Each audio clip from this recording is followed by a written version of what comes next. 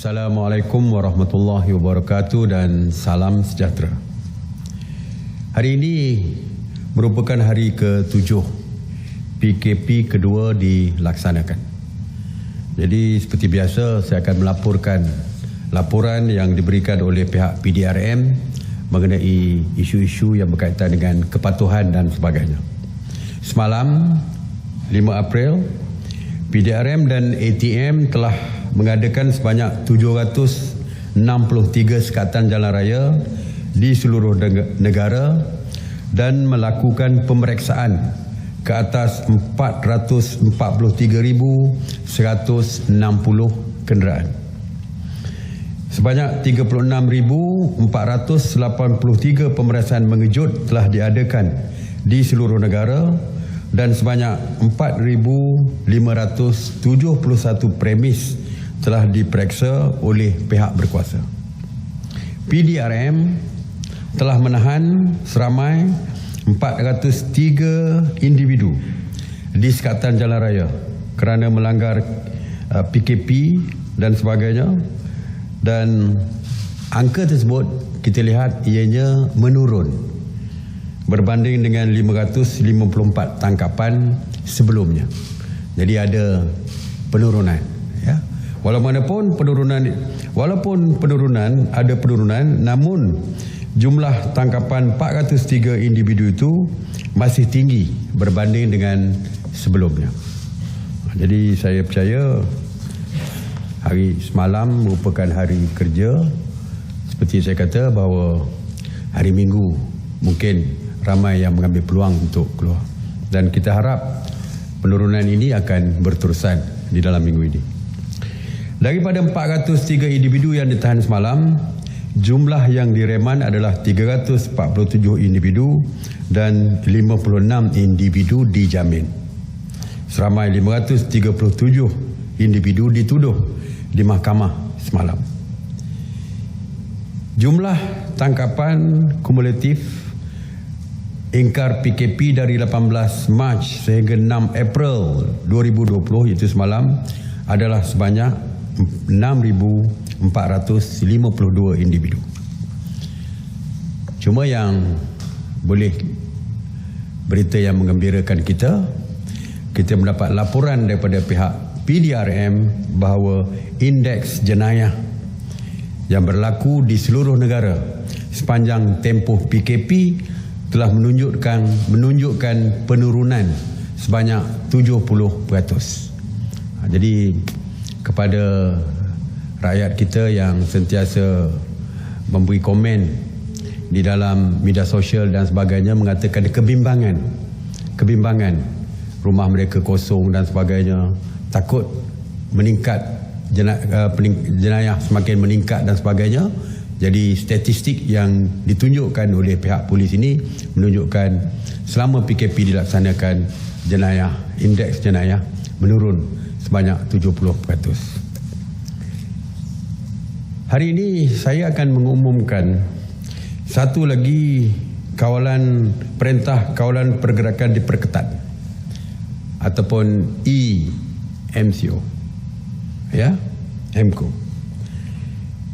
Seperti kita tahu, setakat ini kita sudah ada 3 kawasan PKP diperketatkan, iaitu di Simpang Renggang, Keluang Johor, Sungai Lui di Hulu Langat, Selangor, manakala Menara City One di Masjid India di Kuala Lumpur. Kerajaan di atas nasihat daripada Menteri Kesihatan telah memutuskan untuk melaksanakan PKPD yang keempat di bangunan Selangor Mansion dan bangunan Selangor Malayan Mansion di Jalan Masjid India, Kuala Lumpur. Arahan PKP ini berikutan dengan 15 kes positif jangkitan COVID-19 di dua bangunan tersebut.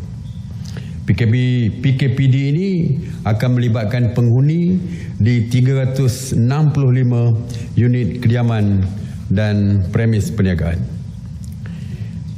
Perintah ini akan berkuat kuasa 7 hari bulan April 2020, iaitu hari ini, sehingga proses pengesanan kes dari unit ke unit selesai. Jadi waktu 14 hari PKP ini dilaksanakan, saringan kesihatan wajib kepada setiap penghuni yang mengundi di situ. Jadi penghuni sewaktu seperti biasa di dalam SOP-nya, setiap penghuni mesti berada di dalam unit rumah masing-masing ataupun unit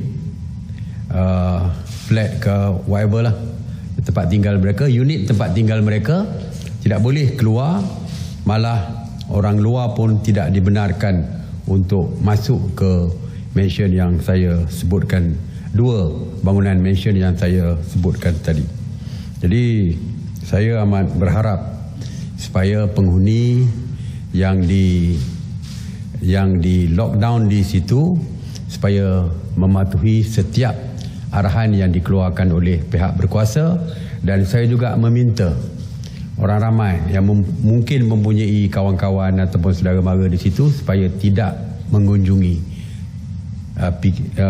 kawasan yang telah pun diisytiharkan sebagai enhanced MCO ini. Dan seperti biasa, pihak PDRM, ATM, APM, DBKL dan Rela akan mengawal seluruh kawasan tersebut. Operasi sanitasi awam.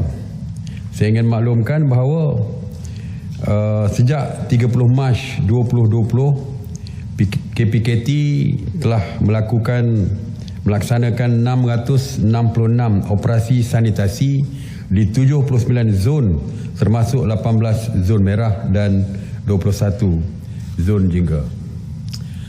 Kesemua setakat hari ini, kesemua zon merah telah pun dinyah cemar.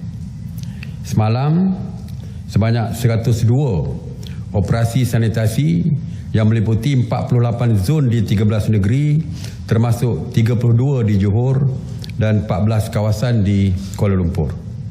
Kawasan yang turut dinyah cemar adalah 514 bangunan kerajaan, 12 projek perumahan rakyat yang melibatkan 16,476 unit rumah, dan jumlah keseluruhan PPR yang dinyah cemar adalah 17 PPR yang melibatkan 24,077 unit rumah.